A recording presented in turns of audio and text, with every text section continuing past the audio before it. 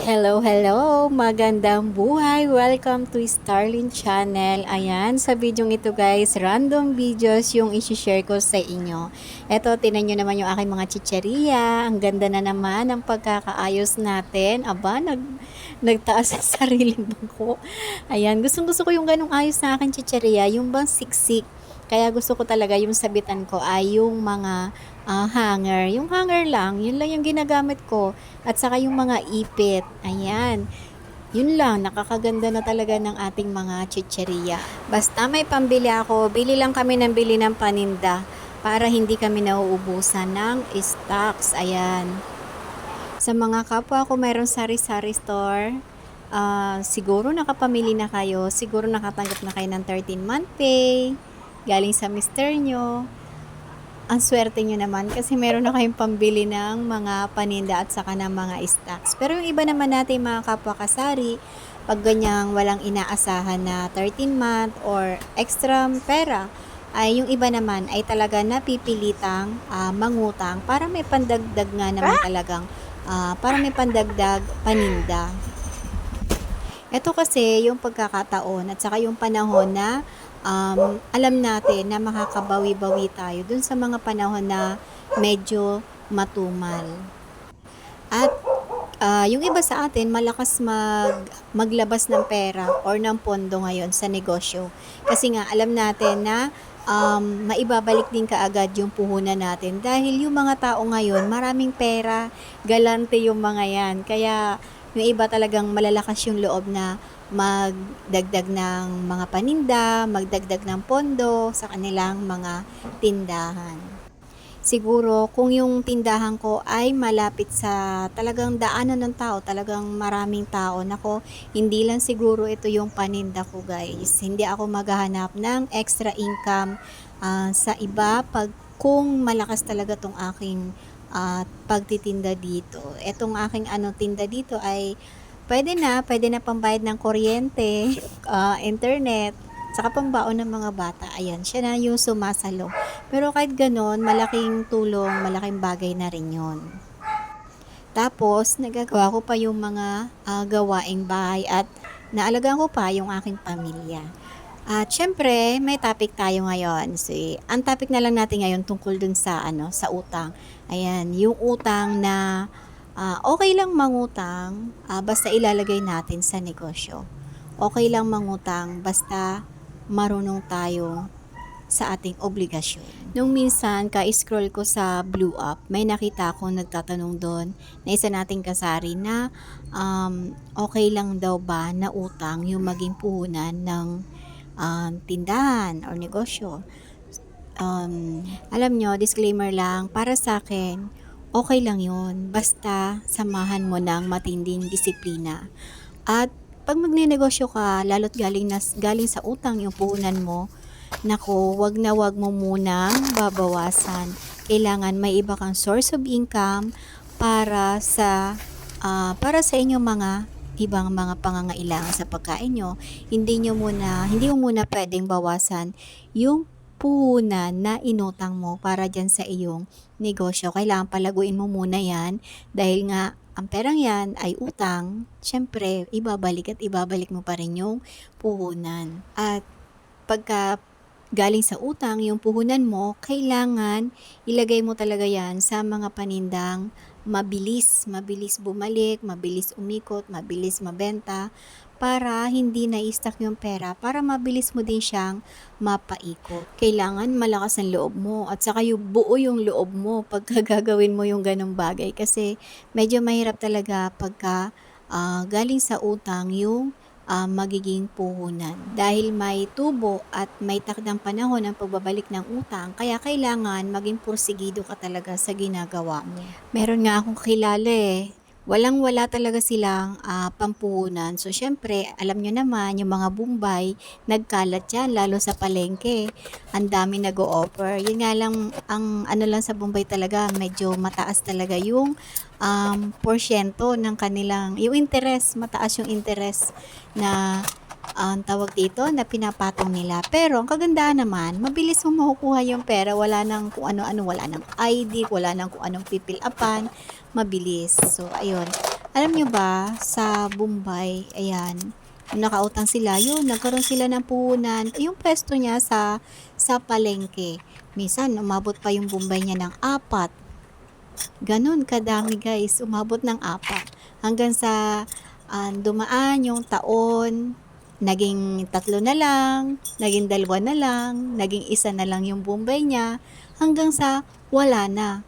Pero alam niyo ba, yung diskarte nun,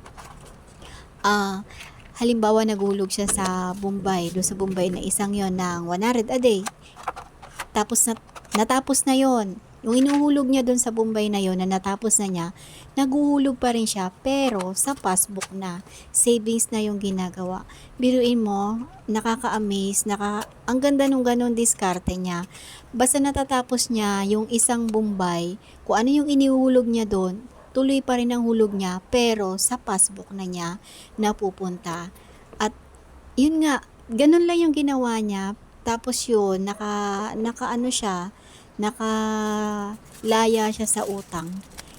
Wala na yung Bombay niya. Ngayon, yung kanyang tindahan, napalago na, marami na silang tauhan.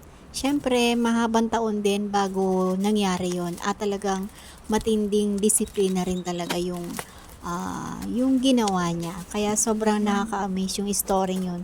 Totoo yun guys. Kaya nasasabi ko na kahit sa utang galing yung iyong ipupuhunan ay kayang-kaya yun. Basta maging disiplinado ka lang sa iyong mga ginagawa.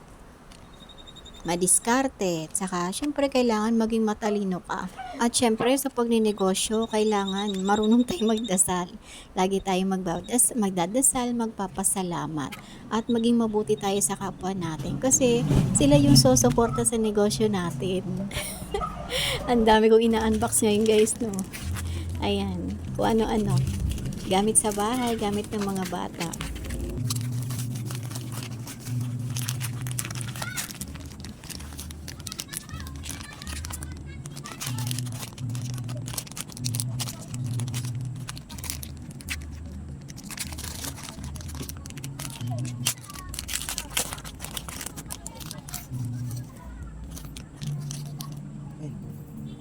Baka magulo. Pagsamahin mo yung parehas ng ano. Yung nahawakan mo parang lock. Pero sabay, hawakan mo parehas. Pagtagpuin mo. Pagtagpuin mo.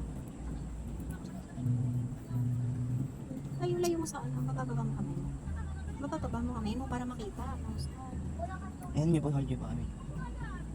Ayan niyo po, hold niyo po. Palagay yan sa ano. Pamporma niya yan. Kung sino man gusto mo lumamit. O, eto, medyas naman. Ayan, syempre habang nagtitinda tayo, habang meron tayong maliit na tindahan, dumidiskarte rin ako guys sa black up. Ayan.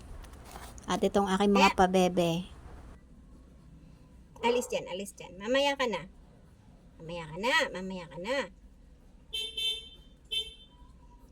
Talaga naman. Diyan ka lang. Pagkakukulit.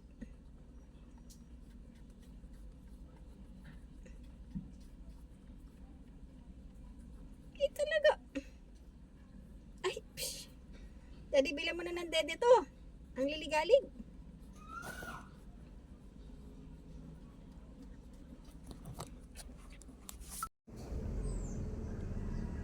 Grabe yung dalawang yan. Medyo masama nga pala pakiramdam ko dito, kaya naka-sweater ako. Masakit ang mga kasukasuan ko guys, lalo yung kaliwang kilikili ko nananakit. Ngayon ko lang to naramdaman sa tanang buhay ko na nananakit, na parang namamaga yung aking kaliwang kilikili. Ang sama ng pakiramdam ko. Pero ayan, nagbibilang tayo ng mga coins para may pambili ulit ng mga paninda. Ayoko rin kasi maipon ng gusto yung mga coins. Pagka sobrang dami na ng mga coins, ay dinidispose na natin yan para ibili ng paninda. Ayan, marami tayong mga soft drinks dyan sa likod at mamaya aayusin ko din yan.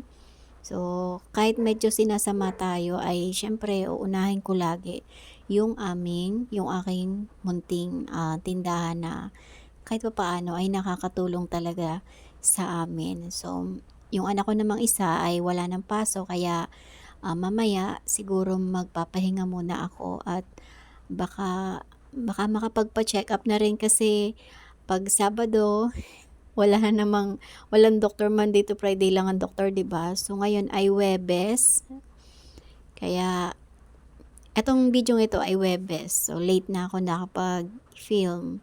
Medyo masama na talaga aking pakiramdam niyan. Sakit pa ng aking ulo. Hindi ko alam, baka ako'y nabugbog lang sa dami ng ginagawa ko. Siyempre, gawaing bahay, relate dyan ang mga nanay. Ginupit-gupit ko na rin to kasi wala nang laman yung lagayan ko ng mga, anong tawag dito, yung mga gupit-gupit na mga shampoo at saka magic sarap. Ito mga anak ko, pagka sila yung bantay, talagang bantay lang. Bantay lang. Yung mga wala na mga empty na lagayan, wala na, hindi na nare-refill kaya kailangan talagang i-check, ganun. At yung load ko, syempre, hindi natin yung kakalimutan. Ayun, nag-text na ako doon sa aking ahente na loadan niya ako. At ito na nga, tuloy-tuloy ang pagre-refill kasi pag hindi ko to gagawin, wala. Umaandar lang ng rep, walang laman. Kailangan matapos ko to ngayon guys, yung mga dapat kong i-display ng mga paninda, kailangan ma-refill lahat yan. Dahil yung katawan ko nararamdaman ko hindi ko kaya, kailangan ko na talaga magpa-check up. At ngayon, nandito ako sa hospital, ayan, hinatid lang ako ni Mister. Gusto niya nga ako samahan, pero sabi ko, kaya ko pa naman. Sayang yung sahod niya ngayong araw na to. So, yun lang. Thank you for watching. Love you all.